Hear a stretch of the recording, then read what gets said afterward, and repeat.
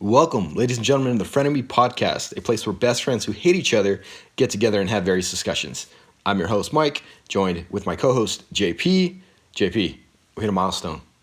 Episode number 10, the Big 10. Can you believe it? Yeah, we are in the decade of podcasting. We are, and we hope you guys have enjoyed it so far. We've enjoyed making them. We're going to keep doing them. Episode 10, nobody thought we'd make it this far. We did, but I have a gripe.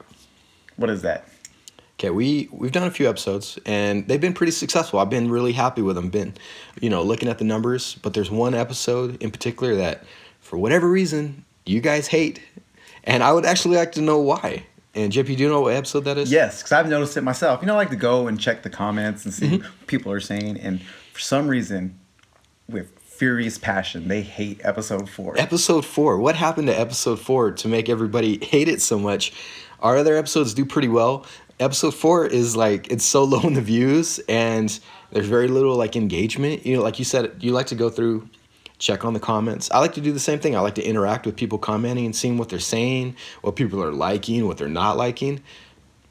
But everybody's like, fuck episode 4. Yeah, and they hated it before even listening to it. I agree. Because we get thousands of views. Yes. Episode 4 has 3. It's 3 no views. They look at the thumbnail and they're like, nope, not even gonna check it out. Total Recall, get out of here. Not worth my time, which is crazy because it's such a great movie. We covered it pretty well in depth in that episode, but I wonder what happened in the universe to make everybody wrong about that episode. I agree. There's some good stuff in there. If you guys haven't listened to it, it's some funny content. Is that the COVID episode?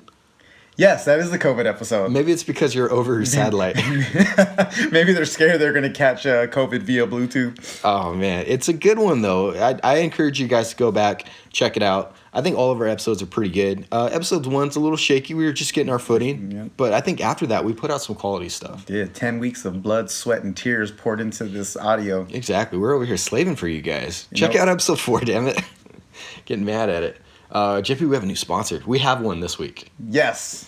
All right. Okay. Really happy with the sponsor. He came through for us, kicking over the big bucks, put $5 in my hand. I said, I'll take it. Our sponsor this week is Cam's Trinkets.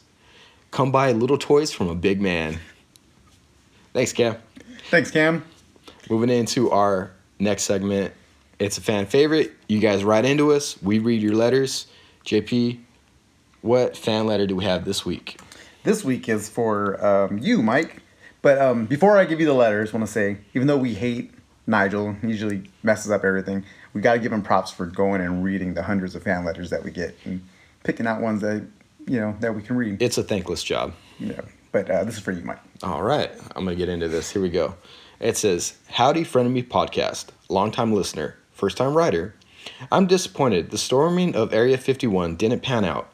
I wanted to see them aliens. I'm sure Mike wanted to see if them was the same ones that abducted him 2 years ago. With that being said, Mike, did all they do was anal probe you? What contraption did they use? And were you awake? And again, was there any other experiments, or was it just all butt stuff? Stay strong, Judd. Well, thank you, Judd. I think Judd's actually a return writer. I think we've actually had a Judd before. Oh, you know what? So, thank you, Judd. Thank you, Judd. You must have good penmanship if we're reading a second one for me. Long-time listener. He's hitting us with the great questions. I don't like to talk about that time of my life. Honestly, I was abducted. It wasn't anywhere near Area 51. I was out late in the desert one night. After a long, lonely night, I was getting my drink on. All I saw was these 2 lights coming up over the hill. Blinded me. I had no idea what was going on, what was happening. I'm super hammered, drunk, damn near blacked out. And I don't know if it's voices. I don't know if it's what they were saying or anything like that. Next thing I'm knowing, I'm on a hard metal surface, and it feels like we're bouncing around somewhere. And, they must have been collecting beer cans or something, because there was a bunch of them back in this little room that I was in. I'm in this metal bed, and we're bouncing around, going down.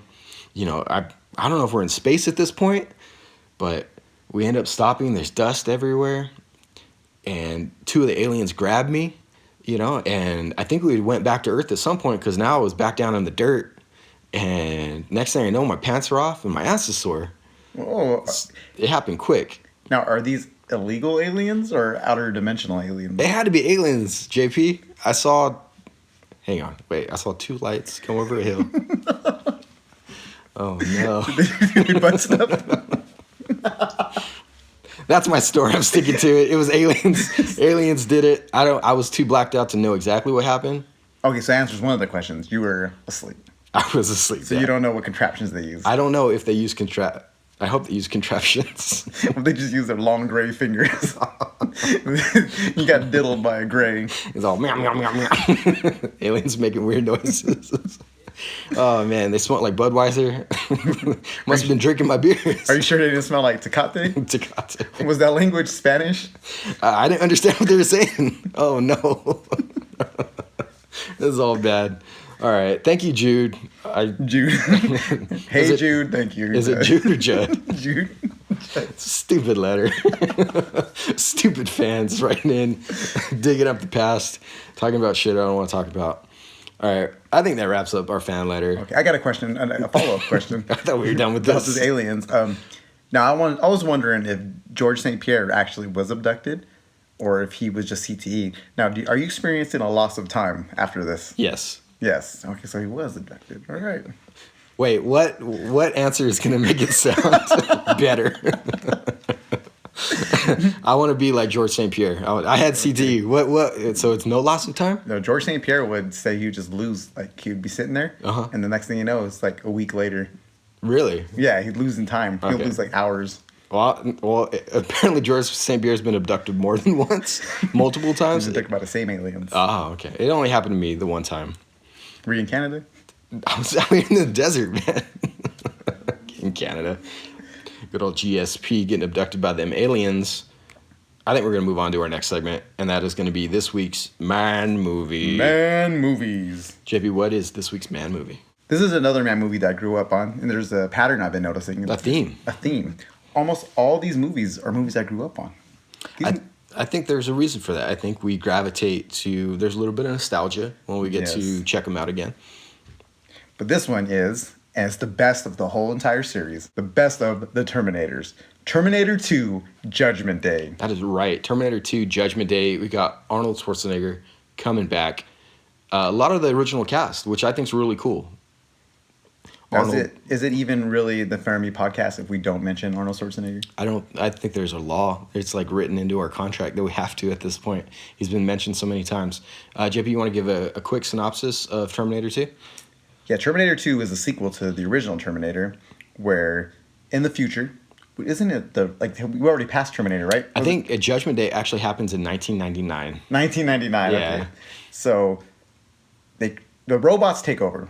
The human race invented artificial intelligence. They created these robots with Skynet. Skynet takes over and wages war on the humans. Mm-hmm. But the savior, the Messiah.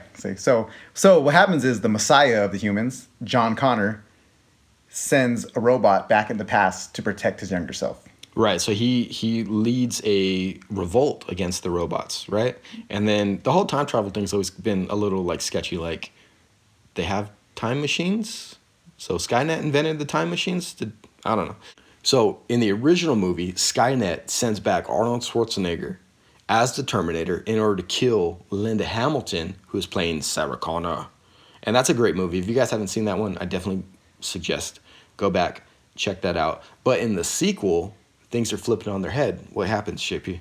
In the sequel, John Connor sends back a robot to protect his younger self. Yep. And then you have awesome scenes. Let's get right into our first man grade before we digress anymore. And that is going to be the category of action.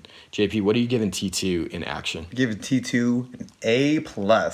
Why? There's so many different forms of action that bring you. You have car chases, you have gunfights, you have physical fights. I like it all. I have to completely agree with you. I think this is one of the first major action movies. Big budget. The director, James Cameron, he got to do what he wanted on this one. And he's like, you know what? I want Arnold with a minigun. And they're like, okay, do it. You know what I mean? I want him to shoot 1,000 rounds at these cop cars, turn them into Swiss cheese, do it. The special effects were really cutting edge for this too. We were talking before the podcast started. the best scene in the movie. What's the best scene in the movie, It's JP? the hallway scene. The hallway scene, right. So on one end of the hallway, you have Arnold Schwarzenegger with his fucking badass sunglasses walking toward John Connor with a box of roses. And then on the other end of the hallway, you have Robert Patrick playing the T-1000. Liquid metal Terminator. Liquid metal. And the scene is so great because you have, this biker with eventually a shotgun, and you have a police officer. You know what I mean? Like, you have this weird dichotomy of like what is naturally good and bad, but it's flipped on its head. Whereas the police officer is the bad guy. Well, I guess in today's climate, it's not that surprising. But the police officer is the bad guy. The biker is the good guy. It totally switches. And in the lead up to this film, I think that was a big like surprise moment for a lot of audiences. Yeah, I agree.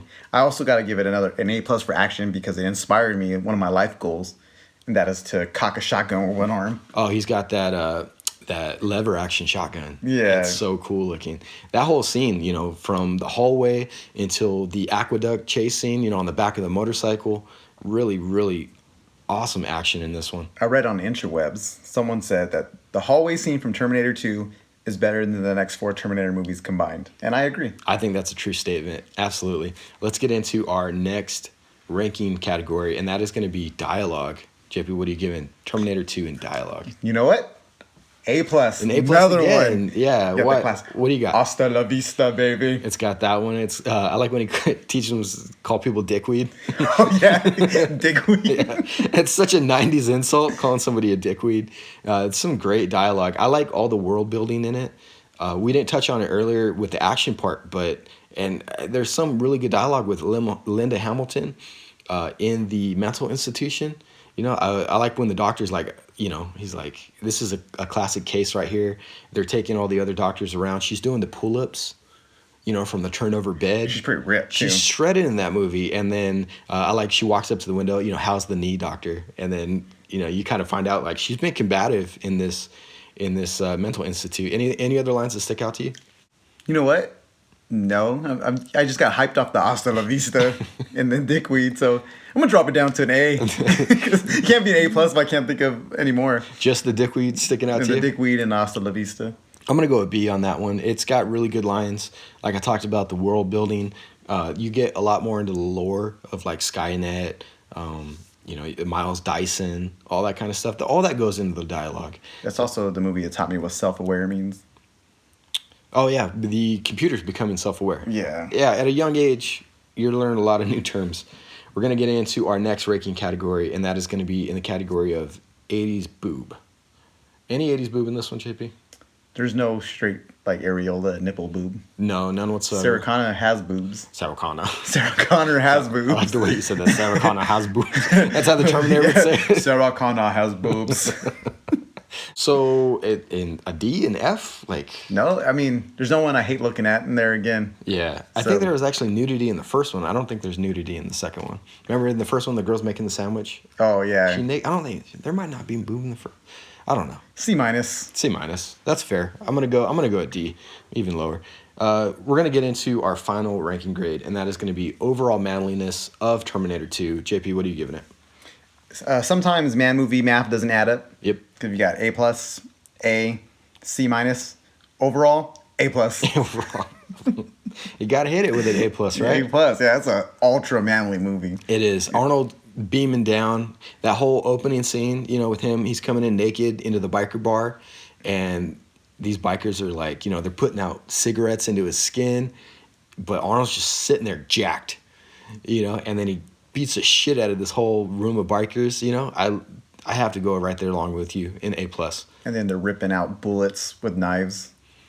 Like they're taking them out of their skin. Oh, yeah. And then that. all the fights with the T-1000 when he's like going through walls and they're hitting each other into stuff. And then that final fight scene. What I always liked was whenever they shoot the T-1000, it makes that putty noise. It's all... Like the Power Rangers? Yeah, the Power Rangers. That's probably where they got the soundtrack from. That's exactly where they stole it from that. And another thing that adds to A+ is you had a bromance. Between the kid and the Terminator? Yeah, between John Connor and Terminator. Remember when he commits suicide with the chain into the lava? The thumbs up. Yeah. Classic thumbs up. Now I know why you cry. There's another line. There's another line. There you go. All right. I think that pretty much wraps up our man movie review of Terminator 2. Judgment Day. Dun dun dun dun dun. Man movies. We're going to get into our next category, and that is going to be a returning category everybody seems to like, and that is, it's a random ranks. Random. I caught JP off guard with that one. So random. JP, what are our random ranks this week? This week's random rank. Now, I don't advise people eat these normally. Health conscious. I eat them all the time. But we're going to rank the 5 top fake meat products. Right. And this is a combination of based on taste, based on kind of what we grow up on, what's available, all that kind of stuff. So we're going to get right into it. JP, what is our number 5 ranked? Well, first we got to clarify. Okay.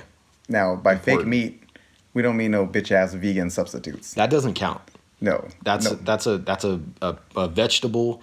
That's a lettuce mashed into a patty. We're not talking about that. We were talking about made for meat, but not all the way, so it can't be classified as straight meat. We're talking about things that are like you put an animal into a blender, and then you eat that. Yeah. So it has all the parts. Might be rats and cow buttholes, pigs, all mixed into one. But hey, it has a meat look to it, and that's what we're ranking today. So our number 5 fake meat is what, JP? Jack in the Box tacos. Jack in the Box taco meat in particular. I always thought it was horse meat. When I heard that at first, I was like, makes total sense. I'm eating horse meat right now. What did you think it was? I always thought it was kangaroo meat. Or I was told it was kangaroo meat, and I do my part to proliferate that too. So you go around telling everybody it's kangaroo meat? Yeah, I tell. And if they believe me, I go with it. I'm like, you ain't no fucking kangaroo meat. You think there's enough kangaroos to make enough No, meat? I don't. I was told it. I believed it when I was younger. Got older, realized it's not. But I still keep saying it. We have no idea what happens down in Australia. Yeah. Might just be giant factories putting kangaroos into blenders. And I actually wouldn't be against eating kangaroo. I would try it. Yeah. What type of mammal? Or we're getting way off topic. It's a marsupial. It's a marsupial? Is there any other edible marsupial? You don't eat like a fucking koala. Any animal is edible if you're brave enough. That's true. All right. So the mystery meat that is Jack in the Box tacos coming in at number 5. Number 4... We argued on this one back and forth.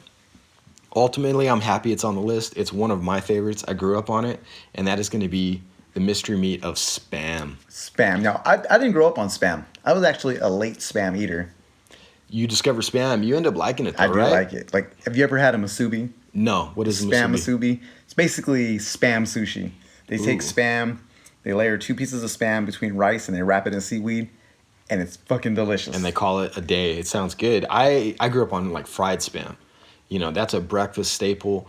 We started bringing it along for our annual mapping trip. At first, you know, everybody, all these health conscious hippies that we hang out with, they're like, oh, Spam. Like, and then you fry it up and they smell it and they eat it. They're like, okay, I shut up. I stand corrected. I actually think the person who recommended it was Victor first. Victor said, get some Spam? Yeah, he said spam. We should go get some spam to the trip. All right, we're going to credit Victor with the Spam. JP, what is number 3? Number 3 now. This is one I grew up. Yes, this is where the argument came in. Yeah, this is where it came. I grew up on bologna. Bologna. Which almost didn't make the list just because how stupid it's spelled. I couldn't spell it, so we had to do it off memory. Bologna. So bologna, I think everybody remembers getting that round package of bologna and then opening up that yellow top, getting into it to make your sandwiches every day. You were saying you like fried bologna. I like fried bologna, and one of the main reasons I like it is because you don't need a spatula to cook it. You just flip it? You put the bologna on the pan. Yep. And then a bubble pops up in the middle. This doesn't sound good. And then you pinch the bubble and flip it. I've never done this. You never had a struggle sandwich? No. Well, I've had plenty of... Hey, don't get me wrong. All right. I've had plenty of poor people food in my lifetime. And a bologna sandwich was a staple growing up. You know what I mean? Like, we couldn't afford turkey. We weren't fancy. Some honey ham? Yeah, we were getting some mystery meat in the bologna. Black Forest ham? Where you think we're rich enough to go to the Black Forest? You eat that bologna. Where is the Black Forest? Outside of Detroit. I got another question about bologna. You know the lining of it, I guess? Yeah, the skin. Did you eat that? Yeah. Do you? I'm like half and half. Sometimes I will, sometimes I won't. And it's funny you said that because I'm always like iffy on it. Like I'll bite into it and you're like, like, am I supposed to eat this or is this part of the packaging? That's what I always think this too. This is plastic to keep the meat like together. I completely agree. I think generally I eat it though. Yeah, me too. More often than not. We're gonna get into our number 2 ranked mystery meat. And this one's a little controversial. Yeah, because they try to revamp it, but in general, it's still a fake one, and that's a chicken nugget. A chicken nugget. So go on the internet, look up how they used to make chicken nuggets. You probably won't eat chicken nuggets after you see that. Yeah, it's like it's made from or it leaves a pink ammonia slime. Yeah. Afterwards. So it's like, so we looked up the ingredients of chicken nugget, and the first thing it said was, this is made of chicken product. Yeah. And then if you look at the actual ingredient label, it always says mechanically separated chicken. That could be anything. Yeah, so It's anything of a chicken. a person's not even there, it's a machine. It's mechanically separated. I generally try to stay away from anything that says product. So I have this problem with cheese.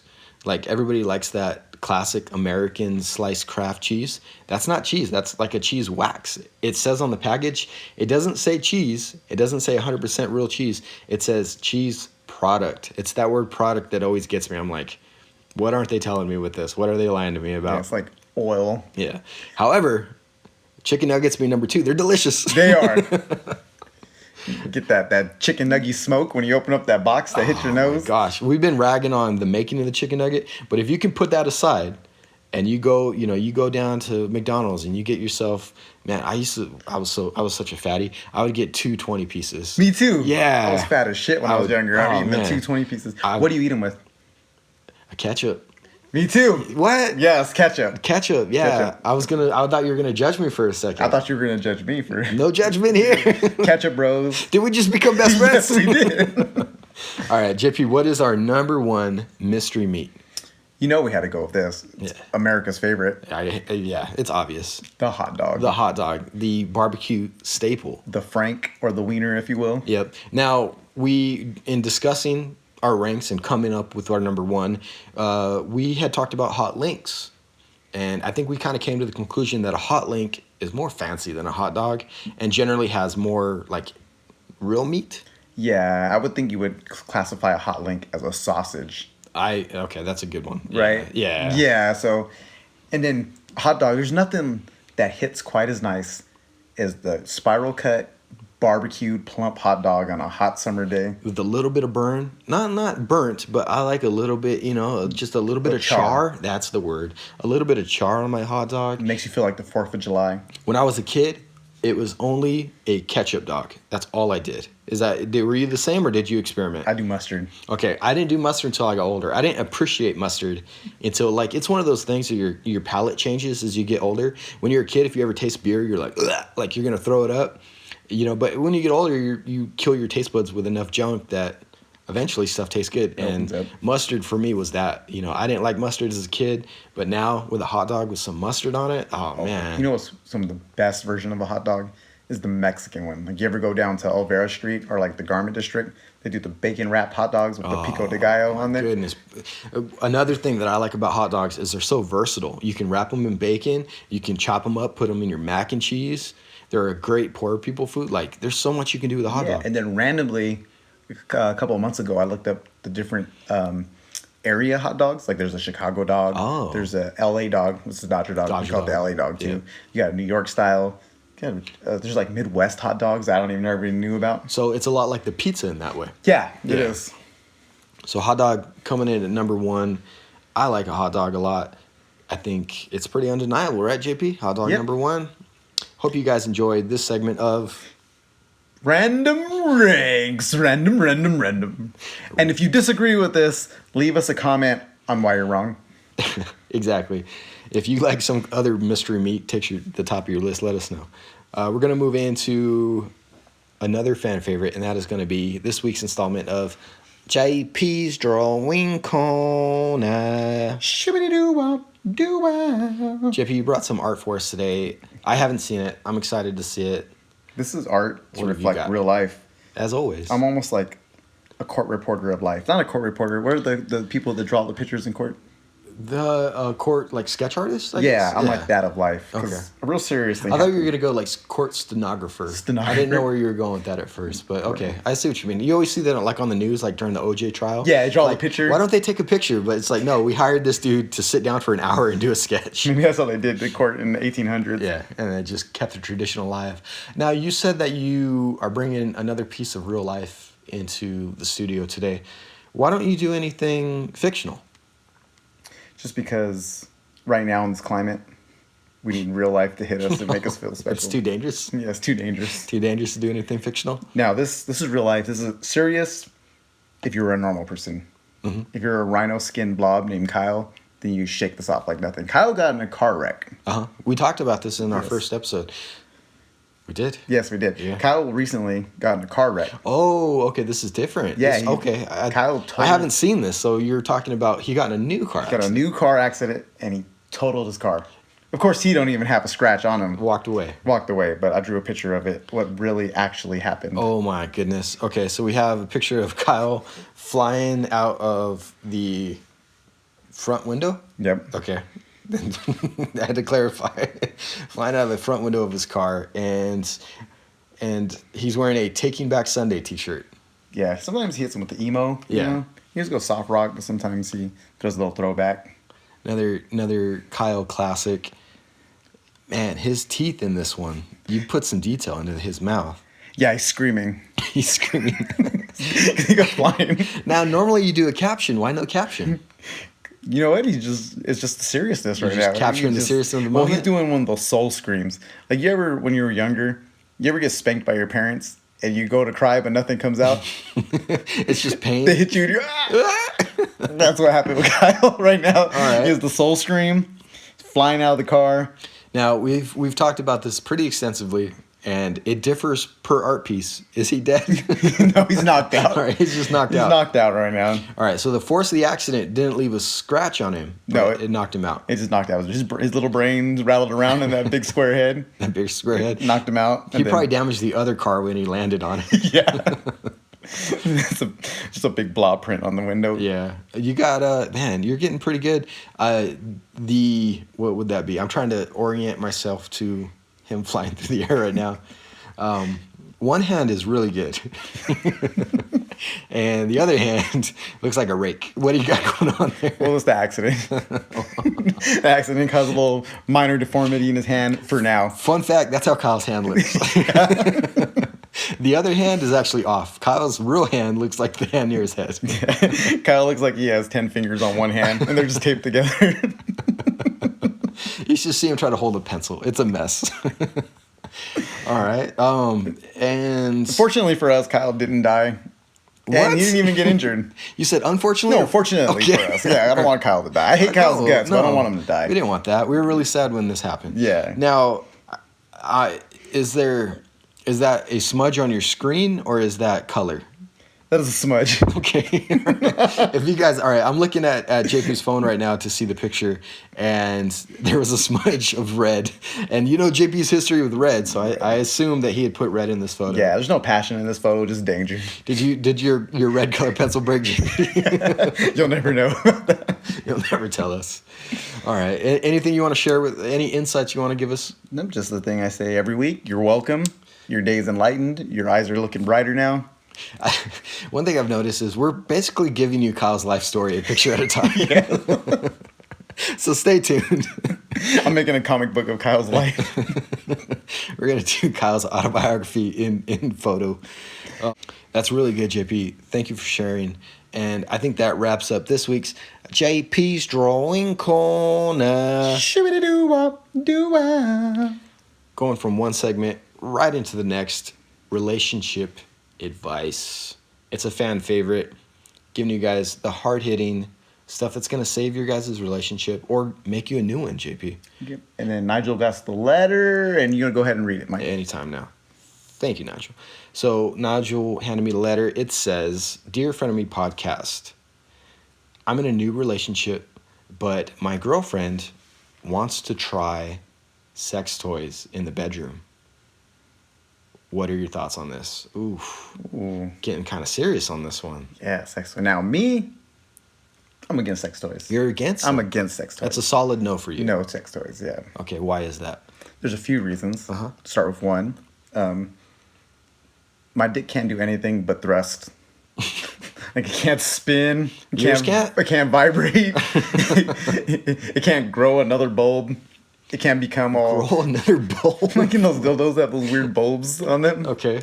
I can't grow a bunch of little thimbles on it. Thimble, you're pulling up some crazy terms Yeah, I right can't now. do none of those things. But So, you can do the flex though, right? I can flex it, yeah. You can flex it. Okay, so there we go. Okay. I got That's horizontal and vertical movement. That's it. We're gonna disagree for the first time on relationship advice. Normally, I completely agree with our relationship expert JP, but I'm gonna disagree. I think they can be fun. I think if you're comfortable enough with the person to introduce something like that, hey, if you're trying to blow her mind, anything's at play. What about anal beads? No. Now, I draw the line at butt stuff. Now, butt stuff for you or butt stuff for her? In general, no butt okay. stuff. Yeah, me too. Yeah. Especially on you. You butt stuff on you, that's gay. Which is no problem if you're gay. Right. But if you're not gay, then that's gay. Then cross the line there. Yeah. Yeah. It's like, whoa. For me, there's two holes. I have in holes and out holes. You don't put things in my out hole. Stay away. I agree. But getting back to the topic at hand, sex toys, there's some crazy stuff out there, and I don't know if we're allowed. I don't know if this podcast is going to get us pulled off. Again, no, not for kids. I can't say that enough. Not for kids. Well, it makes sense that you are for the sex toys because you're a world-renowned dildo carver. We talked about that in episode, was that 6 maybe? We're going to take a guess. I'm going to say 6. That is right. So getting back, I have a passion for this kind of stuff. It's my livelihood, right? So yeah, I'm all for it. If you want to introduce something fun into the bedroom, something to spice it up, you know what I mean? Like something with a little bit of horsepower, See, now there's one sex toy that I would be okay with. What's that? But not for me to use. It'd be in my absence. And that'd be a dildo that's smaller, way smaller than me. You don't want the big ones? No.